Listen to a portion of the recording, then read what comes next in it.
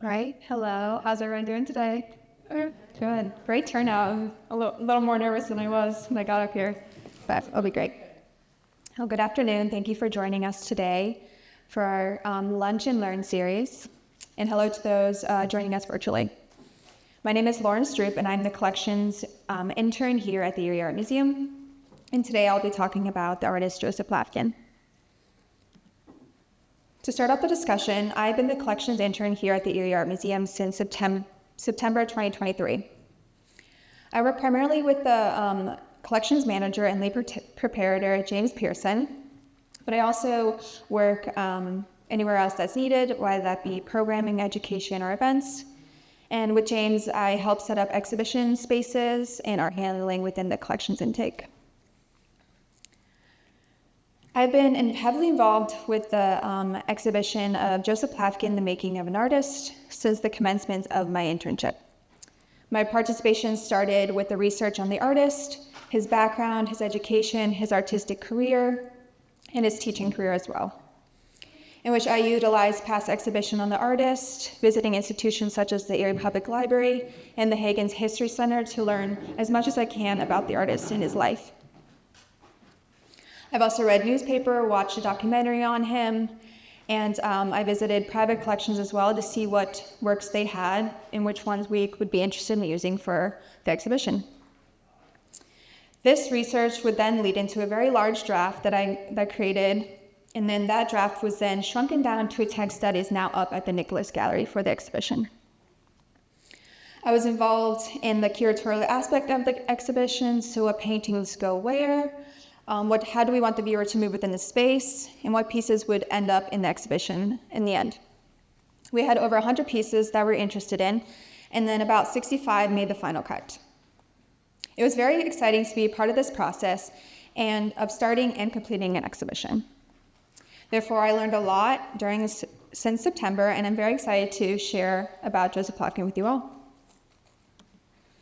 So outlining the presentation of Joseph Plavcan and his influence, I'll first talk about the influence Plavcan had when he was a student, primarily from his teachers at the Academy High School, George Erickson, also known as Eugene Iberd, artist alias, and then also his time at the Pennsylvania Academy of Fine Arts with Daniel Garber, his instructor. And then I will also discuss how Plavcan's experience as a student shaped him to be a great teacher himself. Oops, sorry, I skipped one.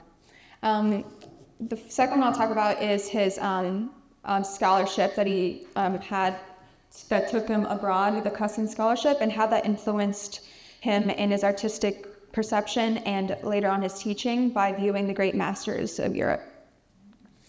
Then I will talk about how these experiences shaped Plavcan as a teacher himself at Erie Technical High School, how Plavcan the teacher mentored and inspired his students.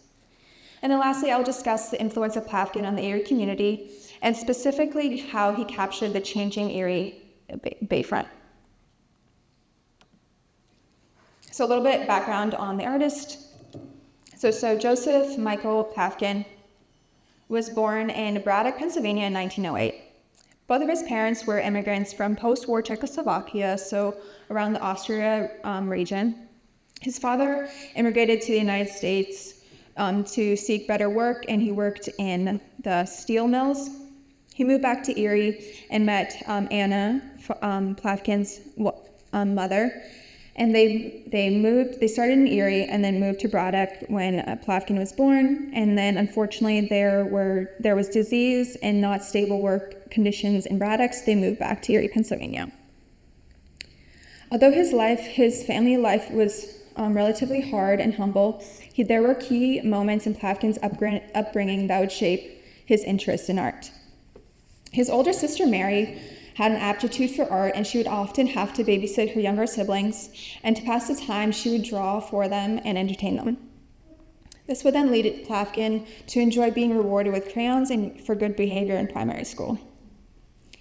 And another artistic influence would be when he and his older brother would visit the Erie Art Club every Sunday afternoon in the basement of the public library, where there would be a small art collection that hung on the walls, and they would enjoy spending that afternoon there each week. So who influenced Plavcan? Joseph Plavcan, the student. Plavcan's parents wanted him to learn a practical trade that would make a good living. So they bought him some blue overalls and everything needed for the work for the tool shop at the Academy High School. Unfortunately, after Plavcan broke about every single machine piece there was, he was told to seek a different trade. As Plavcan was roaming the halls of the Academy High School, he found himself sneaking a peek in the classroom of George Erickson. Erickson warmly invited him into the classroom to observe, and shortly after, Plavcan confidently declared, "I can do better than that," when he was looking at other students' plaster casts. Erickson responded back with, "Very well, have a try." Erickson gave him some charcoal and paper and set him in front of a cast of Moses by Michelangelo. Sure enough, Plavcan proved his natural talent, and he was sent to administration to enroll in Erickson's class.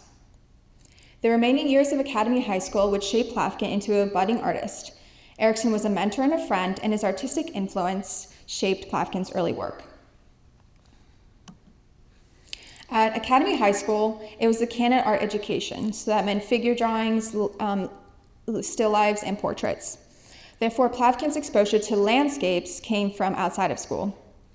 So the story goes that one day Plavcan was walking up Peach Street, and Erickson pulled up in his car, I think it was a Model T car, and asked if Plavcan wanted to join him. Plavcan very excitedly said yes, and so they drove up to a cornfield and painted all day. Looking at Plavcan's early work, similarly to the one on the left, we're able to see a clear influence of his teacher, Eugene Ivor, George Erickson, print on the right. We see some long, skinny trees in the foreground. Also, the Impressionist style is very similar.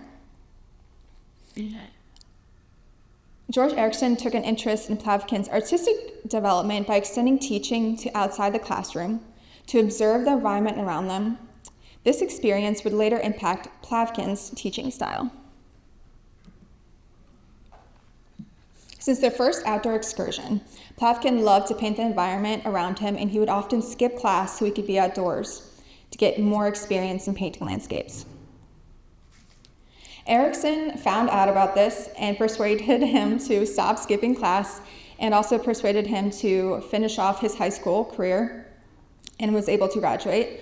But Erickson also advocated Plavcan to attend art school. With little persuasion of Plavcan's parents and some fundraising for art school, his parents said yes, and Plavcan was able to attend. With the help of the Erie Women's Club, Plavcan painted 100 small landscape paintings that sold for $5 at Seven's art store. Plavcan also received a scholarship from the local artist Louisa Card Catlin, and he also worked all summer to fund his first year at the Pennsylvania Academy of Fine Arts. So both of these images are one of the 12 100 pieces that are up in Nicholas Gallery right now.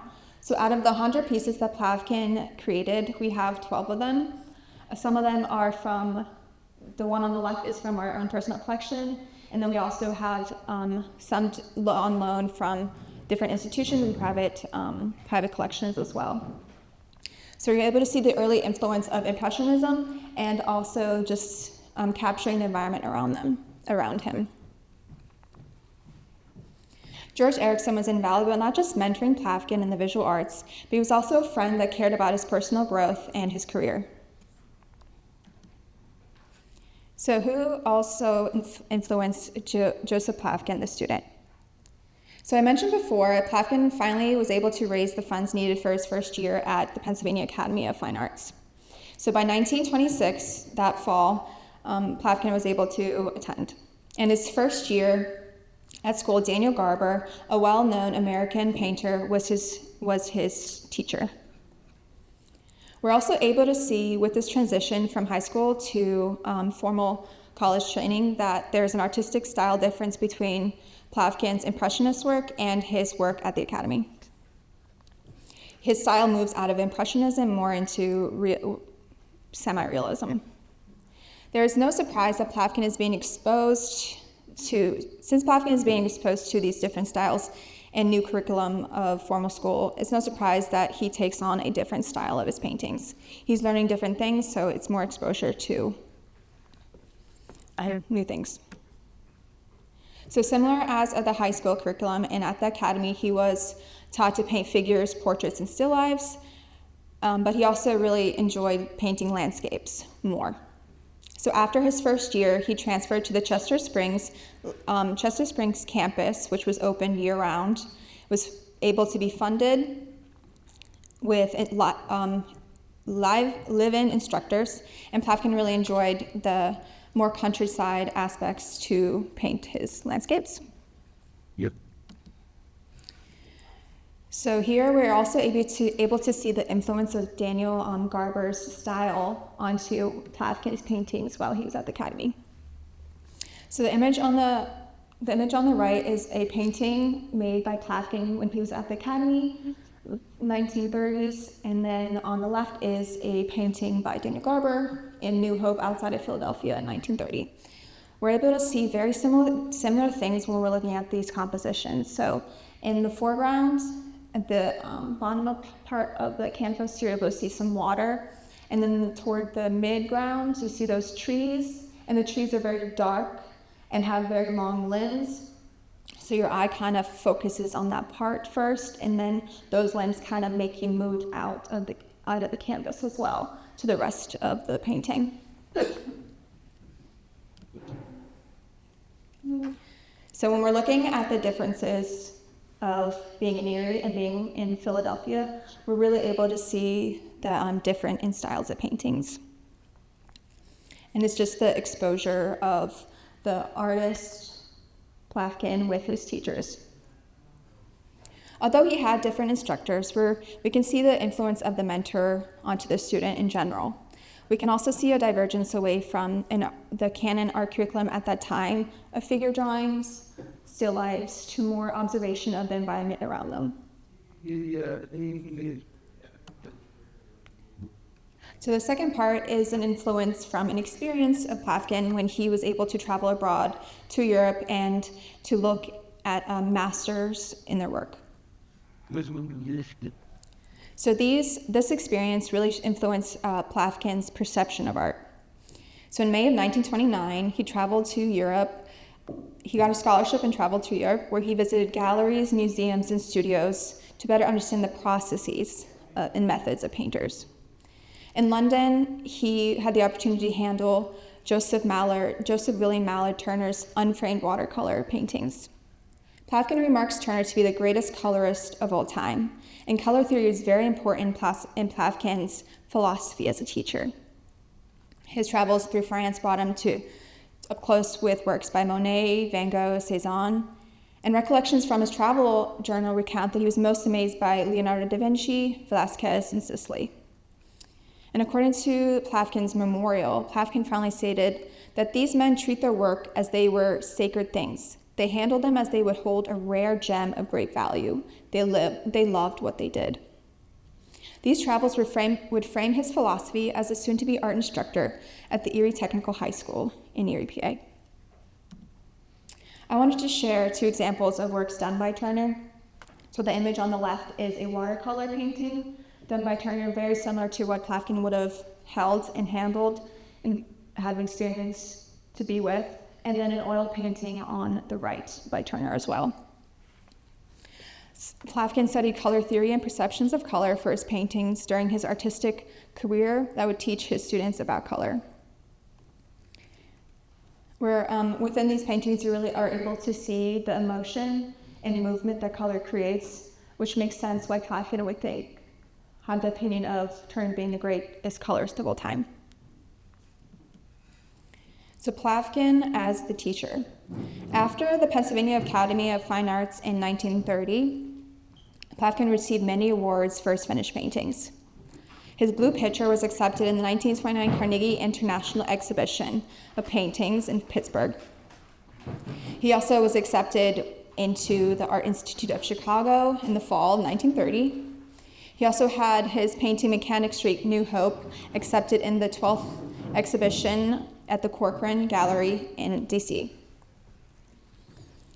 While Plavcan was becoming a very successful artist, the realities of the Great Depression became evident to him and his wife, Catherine Plavcan Burns, also an artist.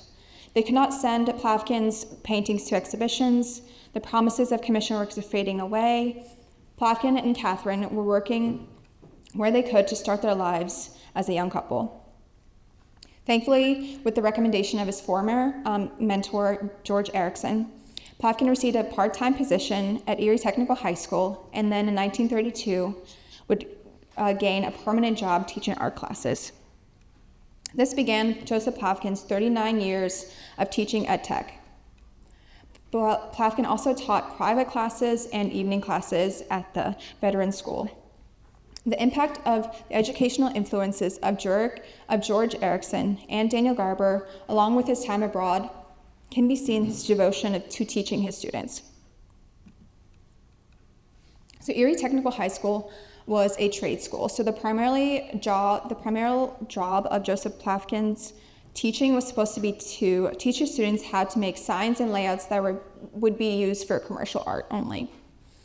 But Plavcan, being stubborn, he persuaded the administration to let him teach his students the fundamentals of art, the foundations of art concepts. Mm-hmm. Plavcan had a hands-on, non-conventional approach to teaching his students the basic fundamentals of art. Plavcan taught his students not just to paint, but to be able to see, to observe their environment, and to understand the world around them the best they could. Plavcan stressed the basics. You first had to be able to draw, which meant you had to execute perspective effectively. Geometric form was important, and color theory. He would take his students to draw and paint outdoors during class time because of similar experiences with Erickson, which was very unconventional at the time. And his class critiques wouldn't be so much as critiques, but they would be a positive and constructive, open conversation and exchange of ideas. Mentorship. So Plavcan, as a teacher, he really cared for the well-being of his students as well. He cared for their personal and academic success, very similar to how George Erickson extended his treatment to Plavcan when he was a student. Plavcan, like Erickson, would help his students get scholarships to art school. He would set them up for success as visual artists, as gallery owners, as teachers, and much, much more. Students such as Richard Aniskevich, Alberta Ciuffalelli, Henry Dunn, Dolores Chatham, and John Slope-Deckard all received scholarships based from help from Plavcan in order for them to attend art school. Very similar, once again, to how George Erickson extended his help. And then I have a quote from Alberta Ciuffalelli that from the 2007 Erie Times, "As far as an influence in my life, he was the biggest. He made me realize I could be something." And then also 26 years after his death in 2007, the Bayfront Gallery had an exhibition of the works by Plavcan students. They all had great reviews of how impactful Plavcan was on their career. And a short anecdote from Vitus Kaiser was that he was red-green color deficient, and he was too afraid to tell Plavcan, but Plavcan found out by himself, and he told Vitus Kaiser that Vitus gives the world a different way to look at color. So it was just a very individual interest in each student. He wanted every single one of them to succeed, and he would help them in his own way that he sought out. His students regard Plavcan as patient and kind and encouraging. Plavcan influenced his students to succeed by mentoring and caring for their lives and their artistic abilities. These relationships were still strong many decades after being in class with him. It shows how impactful Plavcan was on these young Erie artists. One of Plavcan's probably most well-known students would be Richard Aniskevich. So Aniskevich was a pioneer of the art movement in the 1960s, but he was a student of Plavcan in the 40s. And so Plavcan helped him get a scholarship to the Cleveland Institute of Art, which would then follow with a fellowship at the Cleveland Institute of Art, and then which propelled him into being involved in many exhibitions in Chicago, similar as Plavcan, and DC, but also in New York and Philadelphia. And this is the image on the right is an image of one of the Aniszkiewicz pieces we have, and so it's an illusion of depth and movement, so optical art, so it just gives very geometric shapes and kind of ties back to Plavcan's philosophy of art. Like, you need to know how to draw, you need to know geometric shape and color theory, so that all ties into work of Aniszkiewicz, which is very different from Plavcan, but you're still able to see what Plavcan taught him in his work as well. Although Plavcan was teaching at Tech, teaching night classes, and private lessons, he still had the time and passion to create so many finished paintings that we in the present can enjoy today. One of the most famous subjects is the waterfront in downtown Erie. His paintings of the waterfront document a change in Erie landscape. So when Plavcan moved back to Erie in 1931, the Erie Bayfront was one of the first paintings he finished. From that time, he and the Bayfront would spend the next 50 years getting acquainted. Plavcan also enjoyed fishing on the Bayfront, and when the fish didn't bite, he would take out a brush and paint instead. One of his students recounts that their memory of Plavcan is him having a fishing pole in one hand and a paintbrush on the other. I want to share a few of Plavcan's work that showcase a changing Erie. This is Boat Builders, and it's in the present day where the Erie Yacht Club is. This painting was painted roughly in the 50s. A lot of Plavcan's work he did not date nor sign, so Catherine actually signed some of his work as well. So just creating the exhibition in the Nicholas Gallery, we had to put the pieces together, which was really interesting. But we're able to see from the 50s how different this relative location is today. His paintings of Erie scenery shows his love and devotion to his home. His work has preserved a past Erie that does not exist, but we are able to enjoy now. This is Erie Harbor. We believe it was made around 1930 due to another small drawing that we have of the same exact scenery, so we think it was painted around the same time. But it's in the present day near where the Port Authority building is and the new putt-putt. So you're just able to see, I guess I could have taken photos of the areas now, but now I'm thinking about it. But we're still able to see how different it is when it was then to now. Just kind of shows the development of Erie, which is very exciting to see. And then the grain elevator is a very similar area. Present day, same authority building, but you see a very different scenery than the previous Erie Harbor one. And this location is very interesting because he painted over 10 of these grain elevators, and the grain elevators would just store grain from ships coming in and out of the port, which I think is very interesting. These paintings are also relatively accurate of real life, even though he probably had an artistic license that probably shifting certain buildings a certain way that he liked for a composition, but it's still a very accurate depiction of the past Erie. And then this is the American Boiler Works, a very similar area at the Bayfront as well, but as once again, very different scene from the previous one. Because Plavcan has such great mentors such as Erickson and Garber, who nurtured his artistic ability and pushed him to succeed, we have beautiful paintings like these to enjoy as a community. And because Plavcan inspired so many of his students to become artists in their own right, just imagine how many people they inspired and mentored because of Plavcan. I also wanted to share this drawing because even though it's of the Bayfront, if you went to the Bayfront today or during the winter on a cold day, you would relatively see the same image here. You would see some very brave people on the ice if the bay froze, and you would see some bare trees and just a very beautiful scene of the Bayfront. While many of Plavcan's waterfront scenes share what is in the past of documented history, we're also able to enjoy the scenes that are very similar to the present day. Due to being influenced, Plavcan continued their legacies of being an impactful mentor to his students at Erie Tech, receiving high praise for many decades after his death from his students. It shows how impactful having great mentors can be because it enables the mentee to become a mentor to the next generation. Plavcan has influenced the Erie community by capturing the past, which we talk about in the present and will continue to discuss in our future.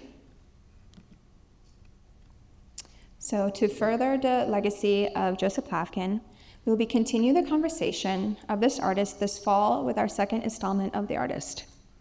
We are working with Art Bridges and are in the process of requesting works from Daniel Garber, Edna Andrade, and Francis Spite from the Philadelphia Museum of Art to further explore Joseph Plavcan's artistic style evolution, while also looking at his contemporary at the time, Edna Andrade, at the Philadelphia Academy. Thank you for joining us today for our Lunch and Learn series on Joseph Plavcan's influence. Thank you.